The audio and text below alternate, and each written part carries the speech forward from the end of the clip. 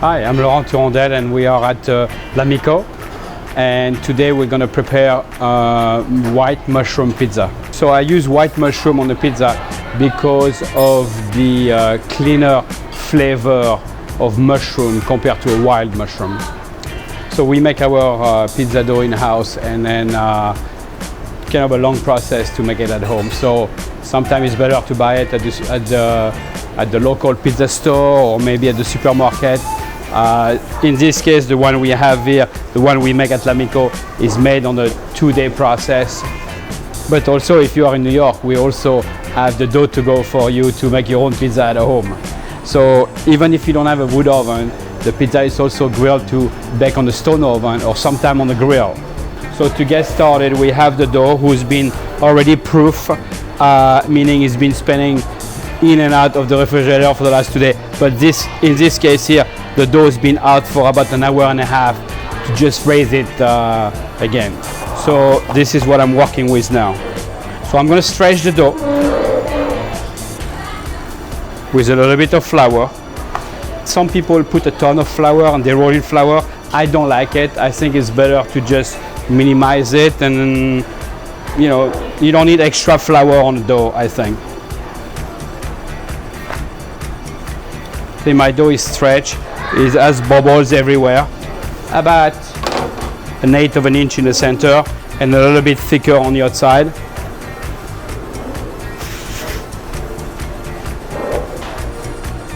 So here I have 2 cheese. I have some taleggio. The reason why I have a block of cheese like that is instead of cooking and boiling, since my oven is at 800 here, the pizza is going to cook very fast. So the reason being is I want the cheese to melt and retain the flavor of the cheese rather than the cheese disappearing in the dough and in the mushroom. When you bite into it, I want you to taste both the mushroom and the cheese. And then I'll do the same at home. I will cut the cheese the same way and also let it melt also. It actually more matter at home because since the oven will be on a lower temperature, you need a bigger piece of cheese, so it will melt instead of disappearing inside the dough. There we go. So I'm putting the white shaved mushroom on it. So I'm putting a decent amount. Yeah, it's very important to cut it thin. It's just more, I feel it's more enjoyable to have to bite into a thin slice of mushroom than something very thick. Because it doesn't really cook, it cooks a little bit, but it's still kind of like in between raw and cook. Okay, so now I'm gonna put some sea salt a little bit. I'm gonna put a little bit of white onion on top for the flavor, and some sage. I like the sage with mushroom, and some chips of garlic, like shaved garlic, very, very thin.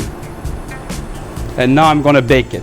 At home, I will definitely cook it in an oven at 500, and I will stretch the dough, not on the wood, but already on the stone, and I will bake with the stone to make it easy. So I'm gonna put it inside the oven now.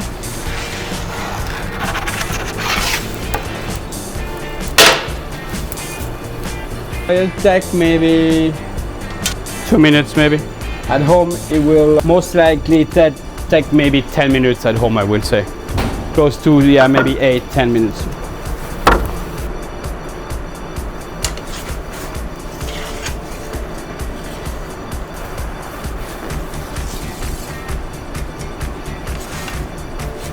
Now I'm going to leave it outside a little bit so it can dry the dough a little bit.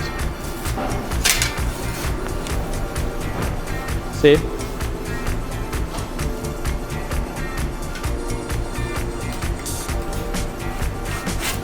So I'm going to put some little bit of olive oil like that. I'm going to absorb it a little bit. I'm going to put a little bit of grated Parmesan on top.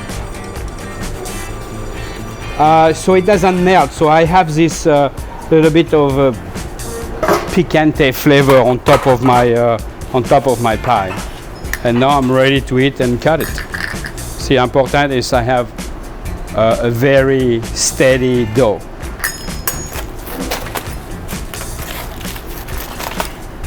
Thanks for watching, and this is our final product. This is the mushroom pie, which is available at our restaurant L'Amico.